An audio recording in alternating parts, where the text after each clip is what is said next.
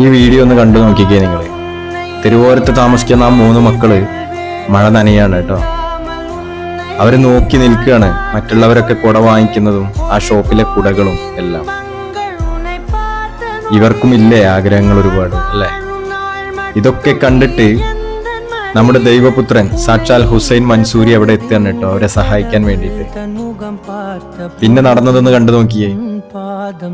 ആ 3 പിള്ളേർക്കും കുട വാങ്ങിച്ചു കൊടുക്കുകയാണ് അല്ലേ? ഇതൊക്കെയല്ലേ മനുഷ്യത്വം എന്ന് പറയുന്നത്.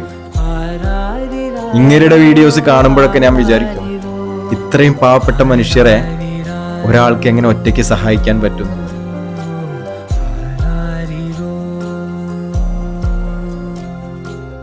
ചിലപ്പോ തോന്നും ദൈവം നേരിട്ട് ഇറങ്ങി വന്ന് പാവങ്ങളെ സഹായിക്കുകയാണോ എന്ന്. അതെല്ലാം കഴിഞ്ഞ ആ പിഞ്ചു മക്കളുടെ മുഖത്തുള്ള സന്തോഷമൊന്ന് നോക്കിക്കേ നിങ്ങള്.